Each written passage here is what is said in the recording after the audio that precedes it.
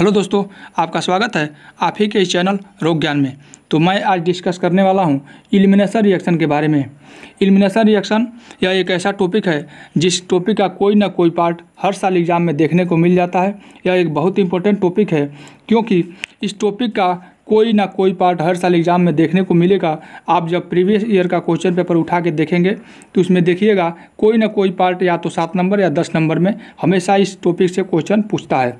तो आइए देखते हैं एलिमिनेशन मतलब क्या होता है। सबसे पहले मैं आपको बताऊंगा कि एलिमिनेशन मीन्स क्या होता है। एलिमिनेशन मतलब होता है रिमूव कर देना, यानी निकाल देना, किसी को अपने ग्रुप से निकाल देना। जैसे कोई 10 लोगों का ग्रुप है जिसमें से 2 लोगों को किसी कारणवश निकाल दिया गया, तो यही निकालने की प्रोसेस को ही एलिमिनेशन कहते हैं। वही यहाँ पे लिखा हुआ है, it involve the loss of 2 atom, या तो 2 एटम को निकाल दिया जाए या ग्रुप ऑफ एटम, पूरी ग्रुप को ही निकाल दिया जाए। फ्रॉम सेम या एडजेसेंट कार्बन, या तो एक कार्बन से निकले या उसके बगल के कार्बन से निकले, या तो चोरी घर में हो या पड़ोसी के घर में हो, हुआ तो चोरी है ना, वैसे ही या तो एक कार्बन से निकले या उसके बगल के जो कार्बन होते हैं उससे निकले। कार्बन 3 प्रकार के होते हैं, प्राइमरी, सेकेंडरी, टर्सरी। तो या तो एक कार्बन से निकल जाए या उसके बगल के जो कार्बन है उससे निकल जाए, उसी को कहते हैं एलिमिनेशन रिएक्शन। और जब ये निकल जाता है तो आगे क्या करता है, फॉर्मेशन यानी जनरेशन का करता है मल्टीपल बॉन्ड। आगे जा करके रिएक्शन में मल्टीपल बॉन्ड का वो क्या करता है, फॉर्मेशन करता है। इसी को कहते हैं एलिमिनेशन रिएक्शन। बिल्कुल सिंपल सी है। It involve the loss of 2 atom या group of atom from same या adjacent carbon atom to generate the multiple bond. इसी को कहते हैं एलिमिनेशन रिएक्शन। बिल्कुल सिंपल सी है। अब देखते हैं कि एलिमिनेशन रिएक्शन का क्लासिफिकेशन कैसे किया गया है और एलिमिनेशन रिएक्शन कितने प्रकार का होता है। Elimination reaction can be classified on the base of kinetic. इसके काइनेटिक के आधार पर इसको क्लासिफाइड किया गया है। एलिमिनेशन रिएक्शन 2 प्रकार का होता है, E1 एंड E2। अब देखते हैं कि E1 क्या होता है। E1 जो रिएक्शन है ये बिल्कुल आसान है, इसमें कुछ नहीं है। आपको एक बार मैं समझा दूंगा, आपको कभी नहीं भूलेगा। देखिए यहाँ पे, it is also known as unimolecular elimination reaction. यहाँ पे समझते हैं कि यूनि मतलब क्या होता है। यूनि मतलब होता है एक, मॉलिक्यूल मतलब होता है मॉलिक्यूल्स, और एलिमिनेशन मतलब होता है निकाल देना। मतलब कि यूनि मतलब होता है एक, और मॉलिक्यूल मतलब होता है मॉलिक्यूल, और एलिमिनेशन मतलब निकाल देना। इस रिएक्शन में एक साथ एक ही मॉलिक्यूल निकलेगा बाहर। मतलब इस रिएक्शन में जो रिएक्शन होगी, इस रिएक्शन में एक साथ एक ही मॉलिक्यूल निकलेगा, इसीलिए इसको कहा गया यूनिमॉलिक्यूलर एलिमिनेशन रिएक्शन। अब देखते हैं, it is completed in 2 step reaction. यह जो रिएक्शन होगी एक स्टेप में कंप्लीट नहीं होगी, यह 2 स्टेप में कंप्लीट होगी। यानी एक स्टेप में जो आपका एटम होगा वो निकलेगा, दूसरे स्टेप में अपना कंप्लीट प्रोडक्ट बनाएगा। अब इसका तीसरा पॉइंट है, it involve the weak base. इसमें क्या होगा, वीक बेस की रिक्वायर होगी, यानी वीक बेस के प्रेजेंस में यह रिएक्शन होगा। अब जो आयोनाइजेशन देखते हैं, आयोनाइज मतलब होना टूटना। जब कार्बन और हैलोजन के बीच का बॉन्ड जब टूटेगा, आयोनाइज होगा, तो क्या करेगा, कार्बोकैटायन बनाएगा। यहाँ पे देखिए लिखा हुआ है स्पष्ट, the carbon and halogen bond breaks to give carbocation intermediate. मतलब जब कार्बन और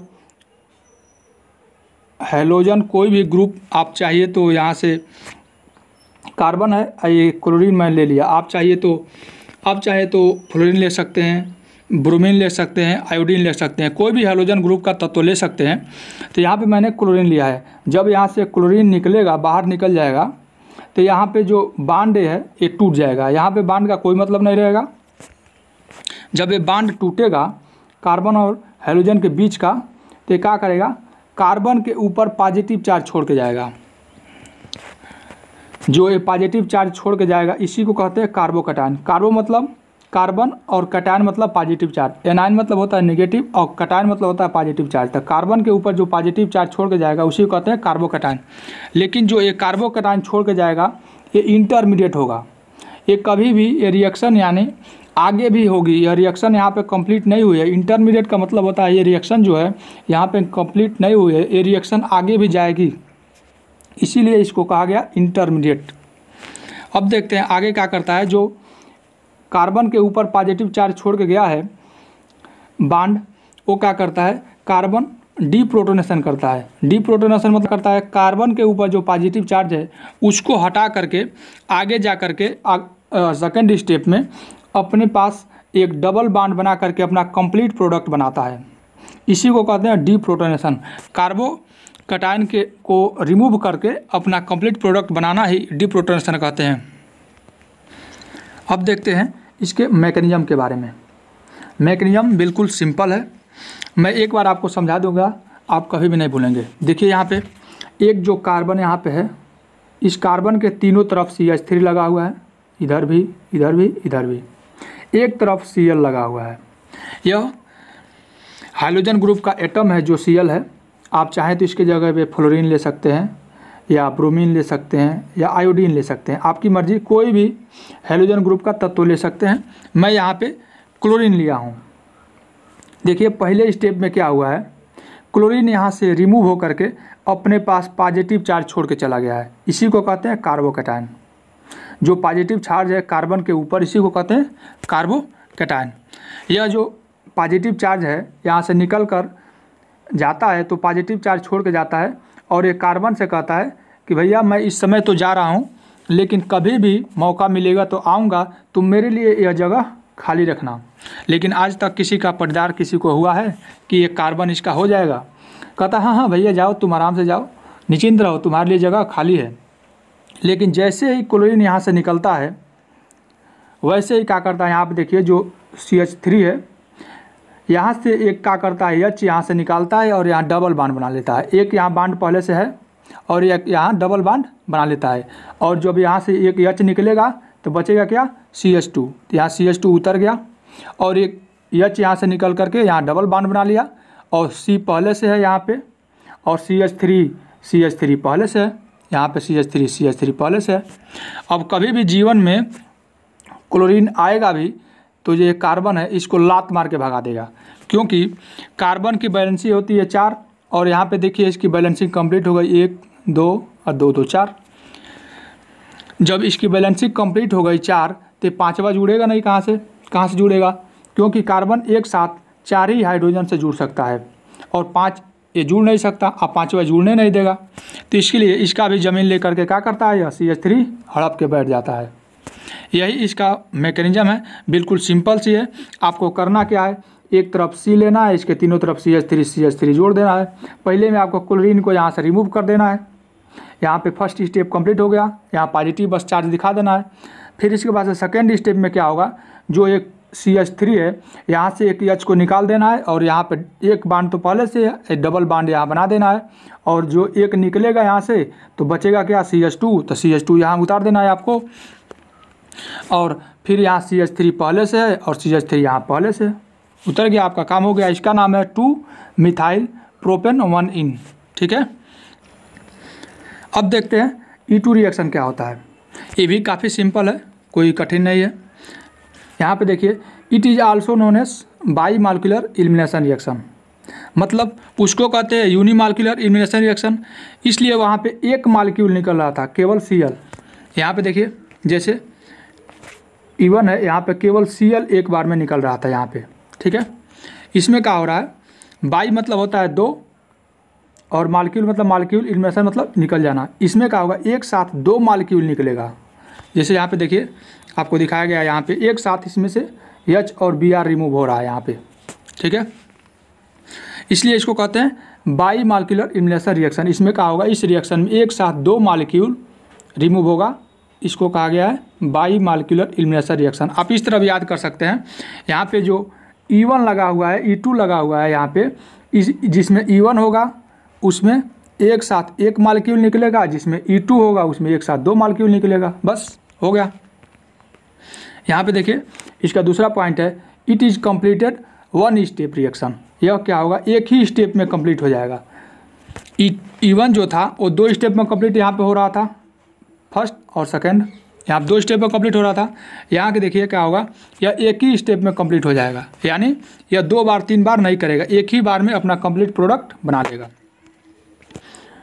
it involve the strong base like NaOH KOH।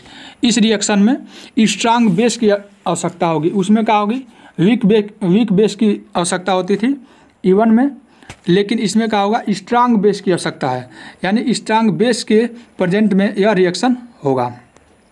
अब देखते हैं इसका मैकेनिज्म बिल्कुल काफ़ी सिंपल है। मैं आपको एक बार बता देता हूं, आप ध्यान में रखेंगे, एक ही बार में इसी लेक्चर में ही आपको याद हो जाएगा, कभी देखने का भी ज़रूरत नहीं पड़ेगा। देखिए यहाँ पे एक CH2 है, सिंगल बॉन्ड CH2 है, एक से मैंने H जोड़ रखा है, एक से मैंने Br जोड़ रखा है। यहाँ पे देखिए एक साथ यह H और Br रिमूव हो जाएगा, यानी 2 मॉलिक्यूल बाई मॉलिक्यूलर है, यानी एक साथ 2 मॉलिक्यूल रिमूव होगा यहाँ से। यह किसके प्रेजेंस में हो रहा है, स्ट्रांग बेस के प्रेजेंस में हो रहा है। तो लाइक आप KOH ले सकते हैं या NaOH ले सकते हैं, आपकी मर्जी, आप कुछ भी ले सकते हैं, ठीक है। देखिए यहाँ पे क्या हुआ है, एक साथ जो ये HBr है रिमूव हो गया है, और यहाँ पे क्या हुआ है, आगे जा कर के यह जो सिंगल बॉन्ड था वो डबल बॉन्ड में कन्वर्ट हो गया है, यहाँ पे डबल बॉन्ड आ गया, और जो एक साथ जो HBr है यह KOH से मिल करके अपना अलग प्रोडक्ट बना रहा है। जो H है वो OH से मिल करके H2O बना ले रहा है, और जो यहाँ पे Br है वो K से मिल करके KBr बना ले रहा है। देखिए यहाँ पे सिंपल सी बिल्कुल। एक बार आपको क्या करना है, CH2 लेना है और एक से H जोड़ देना है, एक से Br जोड़ देना है। आपको दोनों नीचे वाला Br को निकाल देना है, HBr को, और क्या करना है, CH2 डबल बॉन्ड CH2 कर देना है, और एक से आपको क्या करना है, जो OH है OH से जुड़ करके H2O बना लेगा, और K है B से जुड़ करके Br से जुड़ करके KBr बना लेगा। हो गया इसका मैकेनिज्म, सिंपल सी, कुछ नहीं करना है इसमें, बिल्कुल आसान भाषा में, बिल्कुल आसान तरीका से आपको बस इतना लिख देना है, कोई दिक्कत नहीं। अब देखेंगे E1 और E2 का डिफरेंट, तो इसके अगले वीडियो में आपको मिलेगा E1 और E2 का डिफरेंट। यहाँ तक वीडियो देखने के लिए आपको बहुत बहुत धन्यवाद। अगर आपको मेरा वीडियो पसंद आया है तो हमारे चैनल को सब्सक्राइब कर ले, जिससे आपको आगे भी ऐसे ही वीडियो मिलती रहेगी। धन्यवाद।